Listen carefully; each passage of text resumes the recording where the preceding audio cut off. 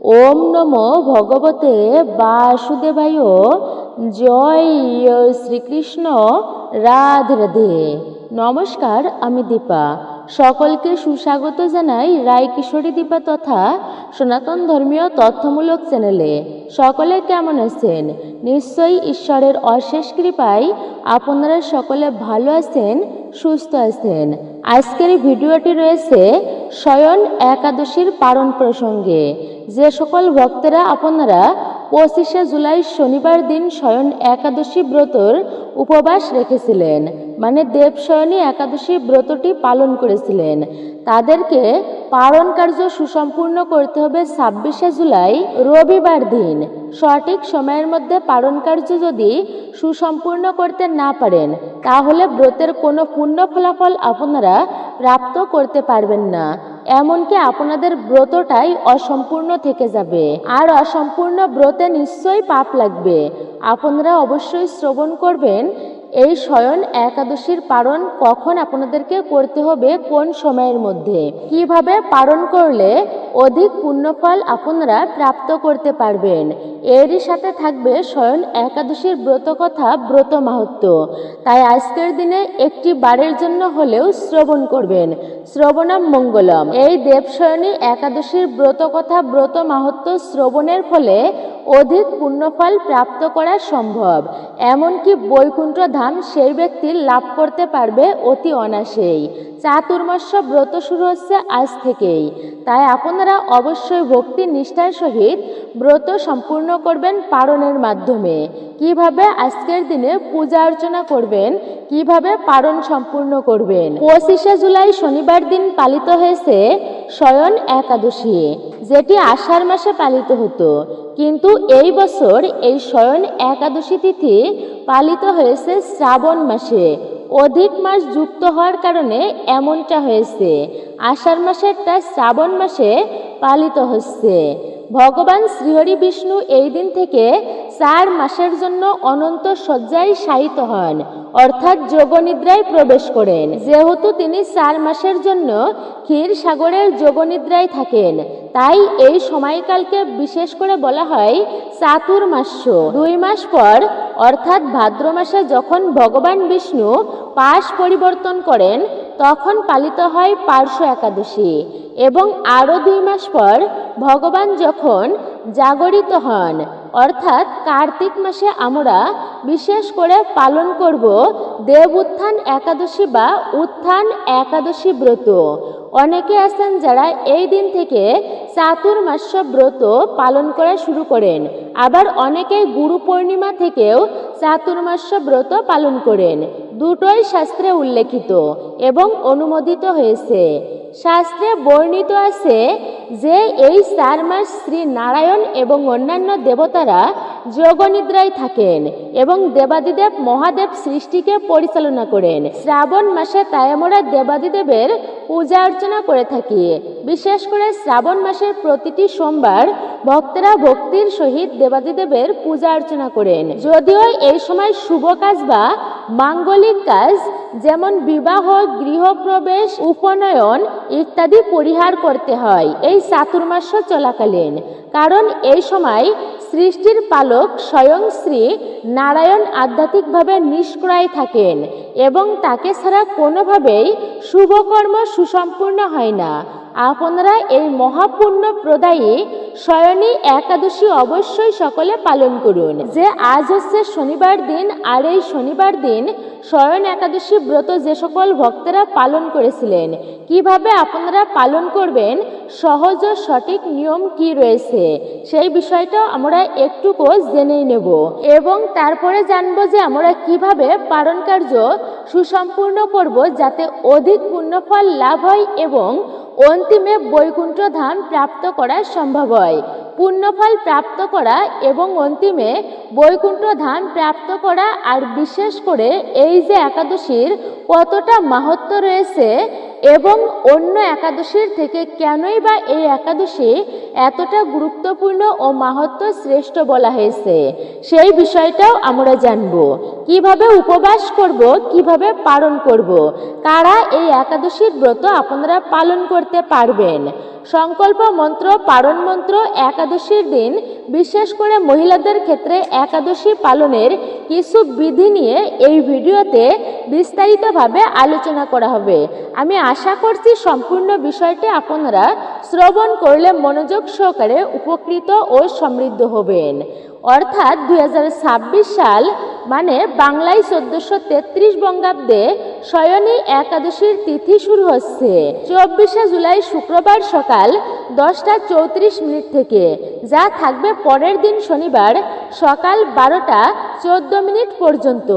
উদয়া তিথি মেনে সমগ্র বিশ্বে এই একাদশী শনিবার পালন করতে হবে, মানে 25শে জুলাই। শয়নী একাদশীতে প্রধান আরাধ্য দেবতা হচ্ছেন স্বয়ং শ্রীহরি বিষ্ণু। শাস্ত্রে বলা হয়েছে যদি কেউ এই একাদশী পালনের কথা মনেও ভেবে থাকেন তাতেও কিন্তু শ্রীহরি অত্যন্তই প্রসন্ন হন সেই ব্যক্তির প্রতি। ভগবানের যোগনিদ্রা যাওয়ার তিথিতে যদি কোনো ব্রতকারী এই ব্রত পালন করে থাকেন তাহলে তার অনন্ত কোটি পুণ্য লাভ হয়ে থাকে। একজন ঘোর পাপীও এই একাদশী ব্রত পালন করে উদ্ধার হতে পারে। এই প্রসঙ্গে আপনাদের একটি ছোট্ট কাহিনী বলছি, যেটি পদ্মপুরাণের 3য় খণ্ডে উল্লেখিত আছে। এই জগতে ব্রহ্মা যখন জীব সৃষ্টি করলেন তখন তার ইচ্ছায় জগতের মানুষকে নিয়ন্ত্রণ করার জন্য তিনি পাপ পুরুষকেও সৃষ্টি করলেন, যাতে মানুষ পতিত হওয়ার ভয় থেকে বাঁচতে ভগবানকে আরাধনা করে সন্তুষ্ট করার জন্য ভগবানের স্মরণ করতে পারে। একদিন ভগবান গেলেন যমলোকে যমরাজের সঙ্গে দেখা করতে।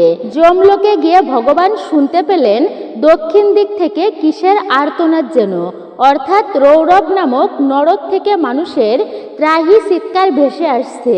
তিনি যমরাজকে জিজ্ঞাসা করলেন যে এই শব্দের উৎস কোথা থেকে এবং কারা এই শব্দ করছে, এই রকম ত্রাহি আর্তনাদ করছে।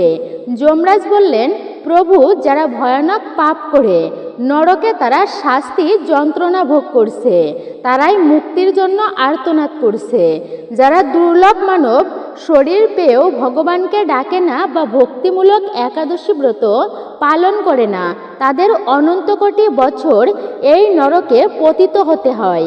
ভেবে দেখুন, ভগবান আমাদের এত সুন্দর একটি দেহ দিয়েছেন, আর সেই দুর্লভ দেহ কিন্তু আমরা সব জন্মে পাবো না। ভক্তি বিনোদ ঠাকুর একটি গানেই বলেছেন এমনও কথা, দুর্লভ মানব দেহ পাইয়া কি করো, ভাবো কেহ এবে না ভজিলে যশোদা সুত, চরমে পড়িবে লাজে।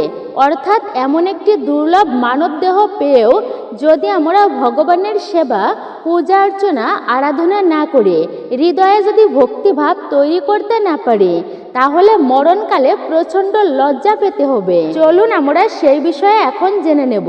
শাস্ত্রে উল্লেখ রয়েছে যেইজন একাদশী ব্রত পালন করে তাদের অনন্ত যদি পাপ থাকে পূর্ব জন্মাকৃত সকল পাপ ক্ষয় হয়। আমরা জেনে বা না জেনে অনেক রকমের পাপকার্য করে থাকি, সেই সব পাপ থেকে নিষ্কৃতি পেতেই এই পবিত্র ব্রত আমাদের প্রত্যেকেরই পালন করা অবশ্যই কর্তব্য। ভবিষ্যত্তর পুরাণে স্বয়ং ভগবান শ্রীকৃষ্ণ নির্দেশনা প্রদান করেছেন যে ব্রাহ্মণ, বৈশ্য, ক্ষত্রিয় এবং শূদ্র প্রত্যেকেরই এই ব্রত পালন করা উচিত। ভবিষ্যত্তর পুরাণে আরও ভগবান বলেছেন যে শ্রীকৃষ্ণের সন্তুষ্টি বিধানের জন্য এবং প্রসিদ্ধি লাভ করার জন্য যেই ব্যক্তি এই ব্রত পালন করবে ভক্তি ও নিষ্ঠার সহিত সে সর্বকিছুই প্রাপ্ত করতে পারবে। তাদের পক্ষে ভগবত ধামে প্রত্যাবর্তনের পথ প্রশস্ত হবে। কিন্তু যারা অনিচ্ছা করে এই ব্রত অবহেলা করে যারা পালন করে না, শ্রী বিষ্ণুর রহস্য স্বয়ং ব্রহ্মাজি বলেছেন, যিনি একাদশী তিথিতে পঞ্চরবিশিষ্ট গ্রহণ করে তাকে শূদ্রাঙ্গ এবং সর্বহস্ত ভজনের পাপ স্পর্শ করে এবং তার সাথে কাকের মাংস, শকুনের মাংস, গাধার মাংস এবং নরমাংস ভক্ষণের পাপ স্পর্শ করে সেই ব্যক্তিকে সর্বহস্ত অর্থাৎ মৃতদেহের হাত থেকে খাবার গ্রহণ করলে যে পাপ হয় একাদশীতে ব্রত না করে যারা অন্নাদি গ্রহণ করে তাদের সেই রূপ পাপ লাগে, সেই পাপ স্পর্শ করে। ব্রহ্মাজি আরও বলেন, এই ব্রতের দিনে যদি কেউ ব্রত পালন না করে ত্রিভুবনের নিখিল পাতক তার স্পর্শ হয়, অর্থাৎ ত্রিভুবনের সকল পাপরাশি সেই ব্যক্তিকে স্পর্শ করে তার অতীত এবং ভবিষ্যতের পুরুষ অধোগতি লাভ করে। কিন্তু যেই ব্যক্তি এই ব্রত ভক্তির সহিত ভগবানের সন্তুষ্টি বিধানের জন্য শ্রদ্ধাপূর্বক একাদশী ব্রত পালন করে তার বিগত 7 জন্মের পাপরাশি বিনষ্ট হয়। পুরুষোত্তম ভগবানকে সন্তুষ্ট করে সে ভগবত ধামে প্রত্যাবর্তন করে। তাহলে আপনারা সংক্ষিপ্তভাবে এই একাদশীর মাহাত্ম্য শ্রবণ করলেন। অনেকের মনে প্রশ্ন আসে যে একাদশী ব্রতের মাহাত্ম্যে দেয়া হয়েছে তা কি সরলভাবে মানুষকে ভয় দেখানোর জন্য? একাদশী ব্রত না করলে এত ভয়ঙ্কর শাস্তি পেতে হবে? দেখুন, ভয় দেখানো কখনোই ভগবানের উদ্দেশ্য নয়। ব্রহ্মা নির্দেশনা প্রদান করেছেন, তার উদ্দেশ্য হলো আমরা যাতে ব্রতগুলি পালন করি, যাতে আমরা ভগবানকে না ভুলি, যাতে আমরা ভুল না করি। মানুষ কখন ভুল করে? কেউ যখন আগুনে হাত দেয়, অর্থাৎ জানা সত্ত্বেও যে এটা আগুন, হাত দিলে পুড়ে যায়, তাহলে কি আমরা বলতে পারি যে জানা সত্ত্বেও কেন আমরা আগুনে হাত দিই, যে আমরা তো জানি যে এটি পুড়ে যায়? তাহলে ভগবান কেন আগুন সৃষ্টি করলেন? মানুষকে কি ভয় দেখানোর জন্য? না, কখনোই নয় তেমনটা। আগুনের নির্দিষ্ট ধর্ম হলো পোড়ানো, কিন্তু আগুনে হাত দিলে হাত পুড়ে যায় জেনে বুঝেও বুদ্ধিমান ব্যক্তিরা কখনোই কিন্তু সেই আগুনে হাত দেবে না। তাহলে বুঝতে পারছেন? কিন্তু যারা অনেক বেশি পাপে আসন্ন, মূর্খ, বোকা, যারা ভাবে যে আমার অনেক ধন সম্পত্তি আছে, অনেক প্রতিপত্তি আছে, আমরা একাদশী ব্রত পালন না করলেও চলবে, ধর্মীয় নির্দেশনা পালন না করলেও চলবে, আমার পূজা অর্চনা করার কোনো দরকার নেই, শাস্ত্রের এই নির্দেশনাগুলো তারা পালন করে না, লঙ্ঘন করে, ভগবানের নির্দেশনা তারা উপেক্ষা করে, অবহেলা করে, শাস্ত্র বাক্যকে লঙ্ঘন করছে, যে তাদের নরক যন্ত্রণা ভোগ করতে তো হবেই, কঠিন শাস্তি ভোগ করতে হবে। সকলকে ভয় দেখানো হয়নি। যারা ভগবানের বাক্যকে মান্য করে না, শ্রদ্ধা করে না, যাদের নিজেদের দর্প, নিজেদের অহংকারের জন্য কোনো ব্রত উপবাস পালন করে না, একাদশী ব্রত পালন করে না, তাদের জন্য এই বাক্যগুলিকে ব্যবহার করা হয়েছে, যাতে তারা অন্তত কিছুটা ভয় নিয়ে হলেও তারা ব্রতগুলি পালন করে। যে সমস্ত ব্যক্তিরা আপনারা 25শে জুলাই শনিবার দিন স্বয়ং একাদশী ব্রতটি পালন করেছিলেন, সে সমস্ত ব্যক্তিরা নিশ্চয়ই এভাবে আপনারা ব্রত পালন করেছেন। প্রথমেই বলি, ব্রত পালনের প্রক্রিয়াটি কেবলমাত্র কিন্তু একদিনের উপবাস নয়, এটি দশমী থেকে দ্বাদশী পর্যন্ত বিস্তৃত একটি শুদ্ধাচার এবং পবিত্র সর্বশ্রেষ্ঠ উপবাস, ভক্তিপূর্ণ জীবনযাত্রার এক বিশেষ অংশ। নিষ্ঠা ও ভক্তির সাথে এই ব্রত পালন করলে আশাতীত ফল লাভ করা হয়ে থাকে। একাদশীর আগের দিন মানে দশমীর দিন থেকেই এই একাদশী ব্রত শুরু হয়ে যায়। দেবশয়নী একাদশী ব্রত দশমীর দিন থেকেই ব্রতের জন্য দেহ মনকে প্রস্তুত করতে হয়। আর তা কিভাবে? প্রথমত হচ্ছে, যে সকল ব্যক্তিরা আপনারা বিশেষ করে আমিষ গ্রহণ করেন, তাদেরকে দশমী থেকেই আমিষ পরিত্যাগ করতে হবে, অর্থাৎ বর্জন করতে হবে। দশমী দ্বাদশী পর্যন্ত এই 3 দিন আমিষ খাদ্য গ্রহণ করা যাবে না। কোনো প্রকার তামসিক খাদ্য এবং নেশাজাতীয় দ্রব্য ভুলেও গ্রহণ করা যাবে না। একাদশীর দিন তো পঞ্চরবি শস্য ভুলেও গ্রহণ করতে নেই। আর হলো সংযম পালন করা। এই থেকেই পূর্ণ ব্রহ্মচর্য ব্রত পালন করা উচিত। সেটা হচ্ছে দশমী থেকেই শুরু করতে হয়। তাহলে মূলত একাদশী হচ্ছে 3 দিন ব্যাপী। শুধু যে একাদশীর দিন না খেয়ে থাকলেন সেটা কিন্তু হবে না। এই দিনটা মূলত ভক্তিময়ভাবে পালন করতে হয়। মিথ্যা কথা বলা, পরনিন্দা, পরচর্চা, ক্রোধ, অহংকার, কামনা বাসনা, অসৎ সঙ্গ, অসৎ চিন্তা এই সমস্ত পরিহার করতে হবে। এগুলি পরিহার করে চলতে হয়। এরপরে আসে একাদশীর দিন। এই দিনই মূলত উপবাস এবং উপাসনা অনুষ্ঠিত হয়। এই দিন সকালবেলায় উঠে যদি কেউ পারেন তাহলে ব্রহ্ম মুহূর্তে উঠবেন। প্রথমেই 2টি কাজ করতে হয়। সকালে ঘুম থেকে উঠে প্রথমেই সংকল্প গ্রহণ এবং দ্বিতীয়টি হলো স্নান পর্ব। আপনারা চেষ্টা করবেন ব্রহ্ম মুহূর্তে বা ভোরবেলায় ঘুম থেকে উঠে স্নান পর্ব সেরে নিতে। পরিষ্কার পরিচ্ছন্ন বস্ত্র পরিধান করে ঠাকুর ঘরে আপনারা গিয়ে সংকল্প গ্রহণ করবেন।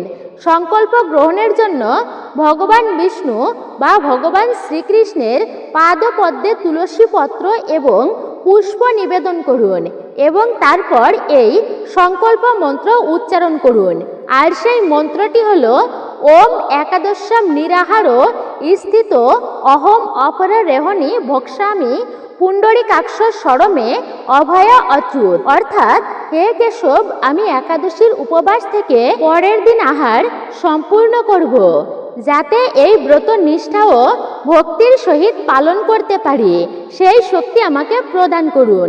যে কোনো ব্রত পালনের পূর্বেই এই সংকল্প গ্রহণ করা উচিত, অতি আবশ্যক।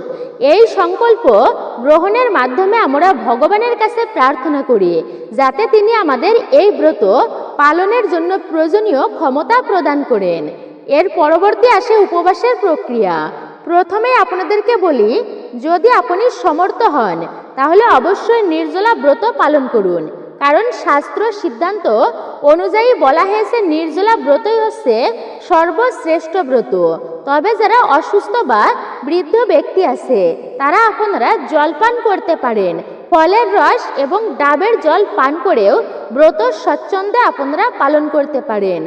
একেবারেই বর্জন করতে হয় আর তা হলো পঞ্চরবিশস্য, অর্থাৎ চাল বা গম জাতীয় খাবার, ডাল, ভুট্টা এবং সরিষার তেল এই দিন সম্পূর্ণরূপেই বর্জন করতে হবে। এমনকি এই দিন সুজি, ওটস, ডালিয়া এগুলি খাওয়াও কিন্তু নিষিদ্ধ। সবজির ক্ষেত্রে বেগুন, মূলা, টমেটো এবং সিম, বরবটির মতো সবজি খাওয়াও কিন্তু সম্পূর্ণভাবে একাদশীতে নিষিদ্ধ। অনেকেই প্রশ্ন করেছেন যে মাতাজি, একাদশীতে কি মিষ্টান্ন খাওয়া যায় কিনা? হ্যাঁ, অবশ্যই যায়, তবে তা যদি চাল, গম বা ডাল জাতীয়, যেমন ময়দা, সুজি, কর্নফ্লাওয়ার মুক্ত যদি থাকে তাহলে আপনারা গ্রহণ করতে পারবেন। ছানার সন্দেশ, রসগোল্লা, ক্ষীর, সাবু, মাখন দিয়ে তৈরি পায়েস এবং মিষ্টি দই আপনারা বিশেষ করে একাদশীতে গ্রহণ করতে পারবেন, কিন্তু যদি তাতে পঞ্চরবিশস্যের মিশ্রণ থাকে তবে তা বর্জনীয়। আমাদের শাস্ত্রে স্পষ্ট বলা হয়েছে এই ব্রতের সবচেয়ে গুরুত্বপূর্ণ বিষয় হচ্ছে রাত্রি জাগরণ করা, রাত্রে ভগবানের নাম সংকীর্তন করা, নিত্য পাঠ, গীতা, ভাগবত পাঠ করা, আলোচনায় মগ্ন থাকলে সমস্ত পাপ ভস্মীভূত হয়ে যায় এবং হাজার হাজার অগ্নিশ্রম যজ্ঞের ফল পাওয়া যায়, আধ্যাত্মিক উন্নতি হয় এবং পাপ থেকে মুক্তি। যদি সম্পূর্ণ রাত্রি জাগরণ সম্ভব না হয় তবুও চেষ্টা করবেন যতটা পারবেন মধ্যরাত্রি অবধি জাগরিত থাকার। এতে ব্রতকারীর অন্তর যেমন শুদ্ধ হয় তেমনি ভগবত ধামে ফেরার পথও প্রশস্ত হয়ে ওঠে। যিনি সঠিক নিয়মে এই ব্রত অনুষ্ঠান করে তার গৃহে ত্রিভুবনের সমস্ত তীর্থ উপস্থিত হয়। আসুন এইবার আমরা জেনে নিই পারণ মন্ত্র এবং পারণ ক্রিয়া প্রসঙ্গে। ব্রত পালনের মতোই কিন্তু সমাপ্তির বিষয়টাও অত্যন্ত গুরুত্বপূর্ণ, আর তা হচ্ছে পারণ সম্পূর্ণ করা। সঠিক নিয়ম জানা এবং তাকে পালন করা অত্যন্ত জরুরি। পারণ হচ্ছে গুরুত্বপূর্ণ এক বিষয় ব্রতের। যদি সঠিকভাবে পারণ সম্পূর্ণ না হয় সেই ব্রতটি কখনোই সম্পূর্ণ হয় না। একাদশীর ব্রত পালনের জন্য যে সময় নির্দিষ্ট থাকে সেই সময়ের মধ্যে যারা শয়নী একাদশীতে আপনারা ব্রত পালন করেছিলেন 25শে জুলাই শনিবার দিন, সেই সমস্ত ভক্তরা আপনারা 26শে জুলাই রবিবার দিন পারণ কার্য, দেবশয়নী একাদশীর পারণ কার্য সুসম্পূর্ণ করবেন। সকাল 5টা 5 মিনিট থেকে শুরু করে সকাল 9টা 32 মিনিটের মধ্যে আপনারা পারণ কার্য সুসম্পূর্ণ করে নেবেন। ভারত তথা কলকাতার ভক্তদের এবং বাংলাদেশ থেকে যে সমস্ত ভক্তরা আপনারা ভিডিওটি দেখছেন সে সমস্ত ভক্তরা আপনারা এই দেবশয়নী একাদশী ব্রতের পালন কার্য সুসম্পূর্ণ করবেন সকাল 10টা 2 মিনিটের মধ্যে।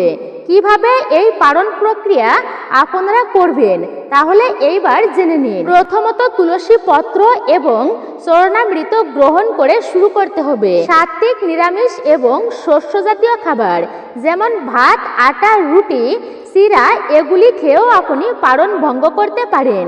এই দিনও পেঁয়াজ, রসুন ইত্যাদি সম্পূর্ণই বর্জনীয়। আমিষ জাতীয় খাবার পারণের দিন স্বয়ং সম্পূর্ণ আপনাকে বর্জন করতে হবে, ভুলেও কিন্তু গ্রহণ করা যাবে না। অনেকে আছে পারণ কার্য সুসম্পূর্ণ করে তারপর থেকে তারা আমিষ দ্রব্য ভক্ষণ করে। এই ভুলটা আপনারা কখনোই করবেন না, মহা পাপের ভাগী হবেন। এই দিনটাও ভক্তিময়ভাবে পার করা উচিত। ভগবানের কাছে কৃপা ও প্রার্থনা অবশ্যই আপনারা করে তাই ব্রতটি সমাপ্ত করবেন এবং তার সাথে আপনারা সঠিক সময়ের মধ্যে পালন করবেন। পালন করার সময় অবশ্যই পালন মন্ত্র কিন্তু 3 বার উচ্চারণ করতেই হয়। মন্ত্রটি আপনি এইভাবে উচ্চারণ করতে পারেন এই পালনের দিনে, আর তা হচ্ছে ওম অজ্ঞানতম তিমিরান্ধর্ষ্য ব্রত নানেন কেশব প্রসিদ সুমুখ নাথ জ্ঞান দৃষ্টি প্রদভব। আপনারা এই মন্ত্রটি উচ্চারণ করে পালন কার্য সুসম্পূর্ণ করবেন। এর অর্থ হলো, হে কেশব, আমি এই একাদশী ব্রতটি আপনার কৃপায় নির্জলাভাবে নিরাহার থেকে ব্রতটি পালন করেছি। কৃপা করে আমার উপর আপনার করুণাময় জ্ঞানদৃষ্টি প্রদান করুন। আমার সকল ভুল ত্রুটি ক্ষমা করে স্থান দিন চরণে। এখানেই বলে রাখি, একাদশীর দিন ভগবান বিষ্ণুকে তুলসী পাতা নিবেদন কিন্তু অবশ্যই করতে হবে, কারণ তুলসী পাতা ছাড়া অসম্পূর্ণ থাকবে আপনার ব্রত এবং পূজা। কিন্তু মনে রাখবেন, এই দিন কিন্তু ভুলেও পঞ্চরবিশস্য আপনারা গ্রহণ করবেন না। একাদশী ব্রতের দিনে ভুল করেও তুলসী গাছ থেকে তুলসী পাতা আপনারা ছিঁড়বেন না, অর্থাৎ চয়ন করবেন না, নিষিদ্ধ রয়েছে। একাদশী, দ্বাদশী, অমাবস্যা, পূর্ণিমা, চন্দ্রগ্রহণ, সূর্যগ্রহণ এবং বলা হয়েছে বিশেষ অপবিত্র অবস্থায় তুলসী গাছ ভুলেও কিন্তু আপনারা স্পর্শ করবেন না। মধ্যাহ্ন চলাকালীন আপনারা স্পর্শ করবেন না। মাথায় তেল দিয়ে বা টয়লেট থেকে এসেও আপনারা তুলসী গাছকে ভুল করেও স্পর্শ করবেন না। তাহলে মূলত একাদশীর দিনও কিন্তু তুলসী পত্র আপনারা তুলবেন না। দ্বাদশীতেও তুলসী পত্র গাছ থেকে কখনোই তুলবেন না। শ্রীহরির মস্তক ছেদন করলে যে পাপ লাগবে সেই ব্যক্তির সেই পাপ লাগবে। যদি কেউ একাদশী বা দ্বাদশীতে তুলসী পত্র গাছ থেকে তুলে, তাহলে নিশ্চয়ই ভেবে দেখুন আপনারা তুলসী পত্র তুলবেন কি তুলবেন না। তো শাস্ত্রে কিন্তু সম্পূর্ণই নিষিদ্ধ রয়েছে এই দিনগুলোতে ভুলেও তুলসী পত্র তুলতে নেই, অর্থাৎ চয়ন করতে নেই। আগের দিন অর্থাৎ দশমীর দিন আপনারা তুলসী পত্র চয়ন করে রাখতে পারেন, মানে তুলে রাখতে পারেন। এছাড়া একাদশীর দিন অবশ্যই তুলসী মাতাকে স্নান সেবা আপনারা দিতে পারেন, অর্থাৎ স্নানের জন্য জল নিবেদন করতে পারেন। অনেকের মনে এটা নিয়ে প্রশ্ন থাকে, সংশয় থাকে যে একাদশীর দিন কি তুলসীকে জল নিবেদন করা যাবে কিনা। তাদের উদ্দেশ্যে বলি, 365 দিনই রবিবার এবং একাদশীর দিনও তুলসী দেবীকে জল নিবেদন করা অবশ্যই যাবে, এটি শাস্ত্র সিদ্ধান্ত মতো। আরও একটি প্রশ্ন অনেকেই করেন যে রজস্বলা অবস্থায় মহিলারা একাদশী ব্রত পালন করতে পারবে কিনা। এই বিষয়ে আপনাদেরকে সরাসরি উত্তর দিই, হ্যাঁ, অবশ্যই আপনারা পালন করতে পারবেন। রজস্বলা অবস্থাতেও একাদশী ব্রত অবশ্যই পালন করা কর্তব্য। সনাতন ধর্মে এই বিষয়ে স্পষ্ট বিধান রয়েছে। দেখুন, নারীদের রজস্বলা অবস্থায় এটা কিন্তু স্বাভাবিক এক প্রাকৃতিক জৈবিক প্রক্রিয়া, যা সৃষ্টির ধারক এবং বাহক। তাই শাস্ত্রীয় মতে, শাস্ত্রীয় বিচারে এটি কোনো পাপ বা স্থায়ী অসুচিতা নয়। তাই শয়নী একাদশীর মতো গুরুত্বপূর্ণ এই পবিত্র তিথি কেবলমাত্র শারীরিক কারণে ত্যাগ করা অনুচিত। যদি কেউ এমন অবস্থায় ব্রত ত্যাগ করেন, তবে তিনি একাদশী ভঙ্গের পাপে লিপ্ত হতে পারেন। বলার অর্থ হলো এই যে রজস্বলা অবস্থায় সধবা কিংবা বিধবা নারীরাও সকলেও এই ব্রত আপনারা পালন করতে পারবেন।